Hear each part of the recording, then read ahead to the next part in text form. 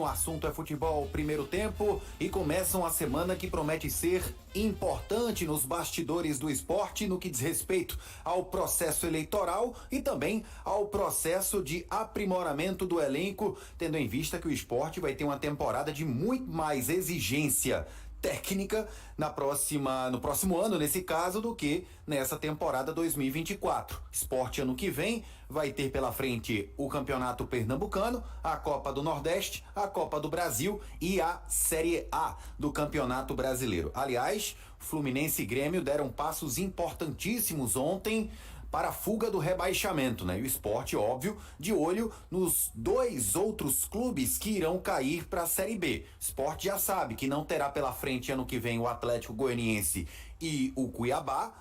Os dois clubes do Centro-Oeste do Brasil já estão matematicamente rebaixados e sabe que tem uma chance muito grande de não enfrentar Criciúma e RB Bragantino, que estão muito próximos de uma queda para a Série B do Campeonato Brasileiro. Enquanto isso, o técnico Pepa, em Portugal, de férias, trabalhando, né? Todos os dias tendo um contato com o departamento de futebol do esporte, analisando possíveis contratações, analisando saídas, possíveis renovações. Do time considerado titular do esporte, o time que entrou em campo na última rodada contra o Santos, que conquistou acesso, o Sport está buscando a renovação contratual com o Tite Ortiz. O Sport está apenas aguardando as definições financeiras de Lucas Lima com o Santos para tentar chegar a um acordo com o Peixe para ter Lucas Lima já a partir do mês de janeiro, aqui na Ilha do Retiro, ou até um pouco antes, né? A pré-temporada do esporte está marcada para o dia 26 de dezembro ter início, e o esporte, obviamente, está nos trâmites finais para anunciar oficialmente a contratação em definitivo de Fabrício Domingues, 60% dos seus direitos, no valor de R$4.300.000 aproximadamente. A situação com o Julian Fernandes é um pouco mais complexa, porque envolve o ex-técnico do esporte, Mariano Sosso, e o próprio Newell's Old Boys,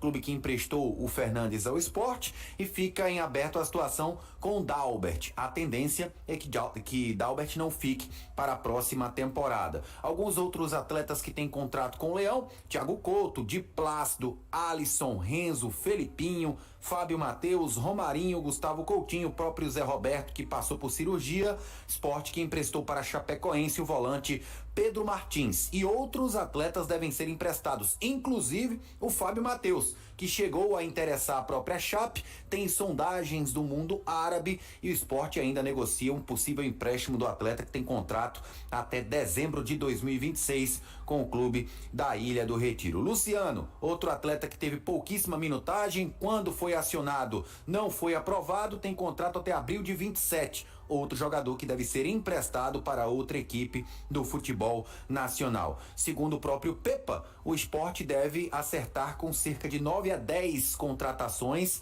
para o início da temporada 2025. A gente escuta Pepa, o técnico rubro-negro do acesso, falando se agora, com o acesso garantido, ele pode revelar algum erro estratégico, algum erro de avaliação de elenco nessa campanha que culminou com o objetivo cumprido. Que erros ele pode apontar que foram cometidos nessa reta final em que o esporte viu o risco aumentar de ficar na B, mas no fim conseguiu tão sonhado acesso? Erros da minha parte, é fácil depois de acabar o jogo e analisar o jogo, é fácil perceber que poderia ter colocado este jogador, ou aquele jogador, ou esta estratégia, ou aquele sistema, mas isso nunca me vai consumir energia, porque nem pode, não é? Porque isso faz parte da vida, faz parte das decisões de um treinador. Um treinador tem que tomar decisões. Agora, uma coisa eu tenho a certeza: há jogadores que não tiveram tantas oportunidades porque eu também não os conhecia tão bem. Uma coisa é conhecer no campo, no treino, não é? Outra coisa é conhecer no jogo.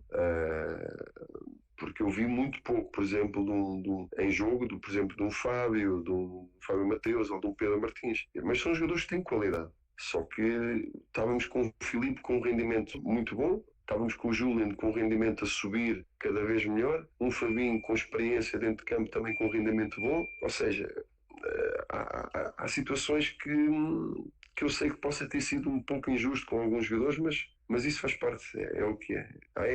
Tem que ser coerente sempre, isso sim. Agora, injustiças vão acontecer sempre. E sinto que um treinador, quando tem o conhecimento de uma pré-época, de um estadual, com o seu elenco, é natural depois na Série B, ou neste caso depois numa Série A, ou seja, em que série for, o conhecimento vai ajudar a tomar melhores decisões, já conhece melhor os jogadores, já percebe se eles estão numa quebra de performance ou não, porque eu quando chego a 3 de setembro, não é? No início de setembro, vamos imaginar isto, eu olho para o elenco, uma semana, alguns dias de treino, vamos jogar com o Avaí. Eu não mudei muito o 11 em relação ao 11 que entrou com o Ituano em casa, não mudei muita coisa. Já quis mudar algumas ideias, algumas coisas que eu sentia que tínhamos que fazer já. Então trabalhei muito nesse sentido, naquelas coisinhas que eu sentia que dava na minha opinião, que dava para melhorar. Mas não deu para ver muitos jogadores. Eu acabei por ir vendo jogadores em jogo e depois treinava os que não jogavam, treinavam alguns um dia ou dois separado dos que jogavam porque os outros estavam a recuperar e os outros já podiam, o G2 já podia treinar. Porque era jogo, 3 em 3 dias, 4 em 4 dias. Nós tivemos 2 jogos em atraso, que fez com que nós andássemos a fazer praticamente 7 jogos seguidos, 3 em 3 dias. Isto é muito violento, muito violento. E não deixa o treinador conhecer os outros jogadores que não jogam tanto.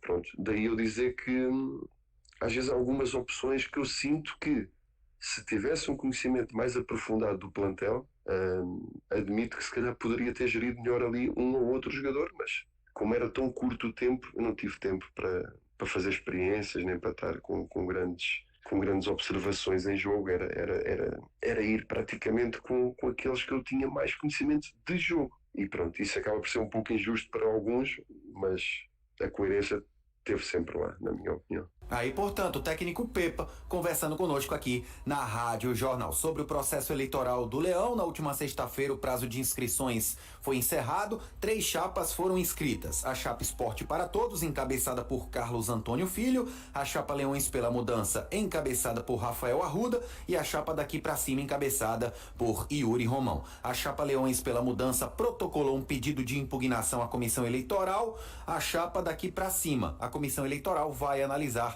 esse pedido de impugnação, tendo em vista que está dividindo muitas avaliações e interpretações de juristas essa candidatura à reeleição de Yuri Romão. São as últimas do Rubro Negro, aqui no Assunto é Futebol, primeiro tempo. Valeu, Igor Moura.